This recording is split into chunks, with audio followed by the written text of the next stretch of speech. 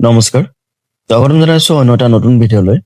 আপুনি যদি চৰকাৰী ঘৰৰ বাবে জিঅ' টেগ কৰি ৰাখিছে, লগতে পঞ্চায়ত অফিচৰ মানুহ আহি আপোনাৰ ভেৰিফিকেশ্যনৰ কামো যদি কৰি দিলে, তেন্তে আজিৰ ভিডিঅ'টো কেৱল আপোনাৰ বাবে।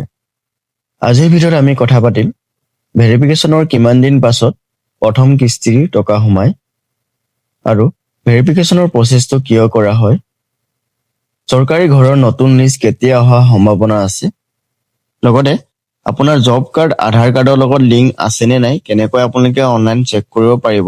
কাৰণ আপোনাৰ জব কাৰ্ড যদি আধাৰ কাৰ্ডৰ লগত লিংক নাথাকে তেন্তে আপোনাৰ যিটো কিস্তিৰ টকা ঘৰৰ বাবে সেইটো নোসোমাব পাৰে। কাৰণ জব কাৰ্ডৰ যিকোনো টকা আধাৰৰ থ্ৰুদি সোমায়, যাক আমি DBT ডাইৰেক্ট বেনিফিট ট্ৰান্সফাৰ। যদি আপোনাৰ এই জব কাৰ্ড আধাৰৰ লগত লিংক নাথাকে তেন্তে আপোনালোকে লিংক কৰাই ল'ব, আৰু লগতে চেনেলত যদি নতুন তেন্তে আপোনালোকে চেনেলটো ছাবস্ক্ৰাইব আৰু ভিডিঅ'টো এটা লাইক কৰিব। মই চৰকাৰী যিকোনো আঁচনিৰ লগতে চৰকাৰী ঘৰৰ ৰিলেটেড ভিডিঅ' আনি থাকোঁ। তেন্তে পলম নকৰি আজিৰ ভিডিঅ'টো আৰম্ভ কৰোঁ। এতিয়া আমি প্ৰথমতে কথা পাতিম জিঅ' টেগিং কমপ্লিট হ'ল, ভেৰিফিকেশ্যনো হৈ গৈছে, টকা কেতিয়া সোমাব পাৰে। মোক বহুতে কমেণ্ট কৰি সুধি থাকে। টকা সোমোৱাৰ প্ৰচেছটো একেবাৰে চিম্পুল। প্ৰথম জিঅ' টেগিং কমপ্লিট হ'ব লাগিব, কাৰণ পঞ্চায়ত অফিচৰ মানুহ আহি আপোনাৰ ঘৰত জিঅ' টেগিঙৰ কাৰণে ফটো মাৰিব ফাৰ্ষ্ট ষ্টেপত। তাৰ পাছতে ডকুমেণ্ট ভেৰিফিকেশ্যন যেনে Aadhaar card, ration card, account number ইত্যাদি আপোনাৰ সেইবোৰ পশু সখী বা পঞ্চায়ত অফিচৰ থ্ৰুদি আপোনালোকে জমা কৰিব লাগিব। চেল্ফ জিঅ' টেগিং ছাৰ্ভে কৰে তেন্তে আপোনালোকে এই সকলোবোৰ details Aadhaar card, ration card, account details everything আপোনালোকে অনলাইনতে কৰিব লাগিব।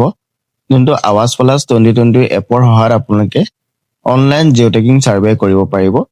কেনেকৈ কৰিব পাৰে অলৰেডি মোৰ চেনেলত ভিডিঅ' দি থোৱা আছে, আপোনালোকে চাব পাৰে। আৰু 3 নম্বৰতে ভেৰিফিকেশ্যন এপ্ৰুভ হ'ব লাগিব, কাৰণ কিছুমানৰ ভেৰিফিকেশ্যন প্ৰচেছত ৰিজেক্ট হোৱা দেখা যায়। ইয়াতে মই এটা কথা আপোনালোকক উল্লেখ কৰিব বিচাৰিছোঁ। মই 2 নম্বৰ অপশ্যনত মই কৈছিলোঁ যে ভেৰিফিকেশ্যনটো কিয় কৰা হয়। প্ৰথমতে কৈছিলোঁ, চাওক ভেৰিফিকেশ্যন প্ৰচেছটো এনেকুৱা ধৰণৰ, যেতিয়া আপোনালোকে জিঅ' টেগিং কৰে, জিঅ' টেগিং কৰাৰ পাছত আপোনাৰ পঞ্চায়তৰ পৰা যিমানবোৰ জিঅ' টেগিং লিষ্ট পঠিয়াই দিয়া হয় চৰকাৰলৈ, চৰকাৰৰ পৰা আকৌ তাৰ পৰা এটা ফাইনেল লিষ্ট আহে। ফাইনেল লিষ্ট মানে আকৌ এটা লিষ্ট আহিব ভেৰিফিকেশ্যনৰ লিষ্ট। সেই ভেৰিফিকেশ্যন লিষ্টত কি কৰে পঞ্চায়ত অফিচৰ মানুহে, যিসকল মানুহ এই ঘৰ পোৱা যোগ্য নহয় সেইসকল মানুহৰ নাম এই ভেৰিফিকেশ্যন কৰাৰ পাছত কাটি দিয়া হয়, বা সেই ভেৰিফিকেশ্যনত তেখেতলোকৰ লিষ্টটো ৰিজেক্ট কৰি দিয়া হয়। গতিকে সেইটো কাৰণে ভেৰিফিকেশ্যন পঞ্চায়ত অফিচৰ থ্ৰুদি কৰা হয়।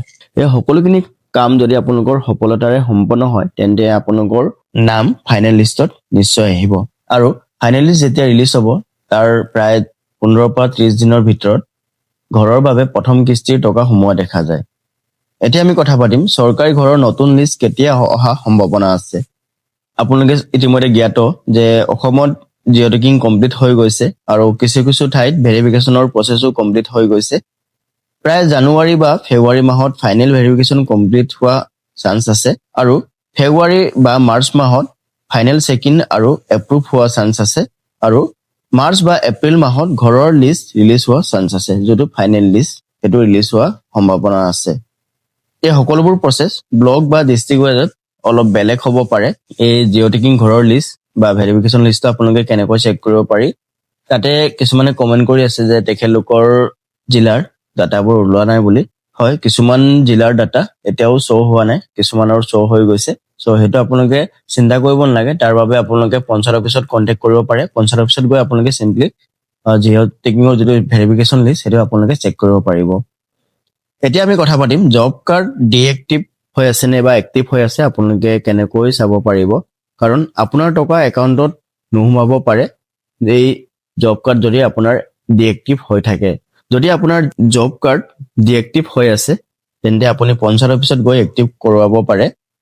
আৰু মষ্ট ইম্পৰ্টেণ্ট, আপোনাৰ জব কাৰ্ড আৰু আধাৰ কাৰ্ডৰ লগত লিংক কৰোৱাটো, এই কামটো পঞ্চায়ত অফিচতে কৰি দিব।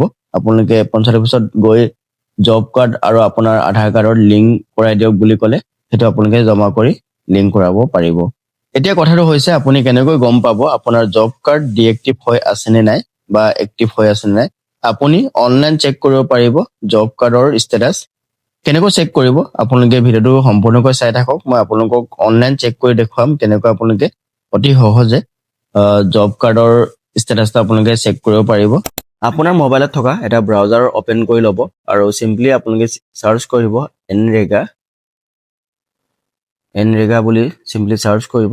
তাৰ পাছতে আপোনালোকে যোনটো হোম ডিপিচি এইটো অপশ্যনত ক্লিক কৰিব। ক্লিক কৰাৰ পাছতে আছামত ক্লিক কৰিব, আপোনাৰ ডিষ্ট্ৰিক্ট চিলেক্ট কৰিব। চ' ডিষ্ট্ৰিক্ট চিলেক্ট কৰাৰ পাছত এনেকৈ লোডিং লৈ যাব। আপোনালোকে দেখা পাইছে ইয়াতে ব্লক আহি গৈ যাব আৰু ব্লকটো আপোনালোকে চিলেক্ট কৰিব। ব্লক চিলেক্ট কৰাৰ পাছতে আপোনালোকে আপোনাৰ পঞ্চায়ত চিলেক্ট কৰিব। পঞ্চায়ত চিলেক্ট কৰাৰ পাছতে ইণ্টাৰফেচটো এনেকৈ আহি যাব। আপোনালোকে দেখা পাইছে ইয়াতে এটা অপশ্যন আছে, আপোনালোকে দেখা পাই যাব জব কাৰ্ড ৰিলেটেড ৰিপৰ্ট। ইয়াতে আপোনালোকে দেখা পাইছে ইয়াতে সকলো ধৰণৰ জব কাৰ্ডৰ কাম কৰা হয়। আপোনালোকে দেখা পাইছে registration caste wise, job card not in use, job card employment registered, job card application registered, pending job cards to verify. চাওক আপোনালোকে কি কৰিব লাগিব, যদি আপোনাৰ জব কাৰ্ডটো এক্টিভ হৈ আছে নে ডিএক্টিভ হৈছে সেইটো জানিবলৈ job card not in use এই অপশ্যনত ক্লিক কৰিব। ঠিক আছে, কেতিয়াবা চাৰ্ভাৰটো অলপ প্ৰব্লেম দি থাকে, আপোনালোকে ৰাতিপুৱা বা ৰাতি অলপ দেৰিকৈ ট্ৰাই কৰি চাব। আপোনালোকে ক্লিক কৰি ষ্টেটাছটো চাব পাৰিব। চ' এনেকৈ আপোনালোকে আপোনাৰ জব কাৰ্ড এক্টিভ হৈ আছে নে ডিএক্টিভ হৈ আছে আপোনালোকে অতি সহজে চেক কৰিব পাৰিব। যদি আজিৰ ভিডিঅ'টো আপোনালোকৰ ভাল লাগিলে তেন্তে এটা লাইক কৰিব। লগতে চেনেলত যদি নতুনকৈ আহিছে তেন্তে আপোনালোকে চেনেলটো ছাবস্ক্ৰাইব কৰি ৰাখিব পাৰে, কাৰণ মই যিকোনো চৰকাৰী আঁচনি ৰিলেটেড বা চৰকাৰী চাকৰি ৰিলেটেড ভিডিঅ' এইটো চেনেলত দি থাকোঁ। তেন্তে আজিৰ ভিডিঅ'টো আমি ইমানতে সামৰণি মাৰিছোঁ। আমি অন্য এটা নতুন ভিডিঅ'ৰ সৈতে লগ পাম। তেতিয়ালৈকে ধন্যবাদ। জয় আই অসম, বন্দে মাতৰম।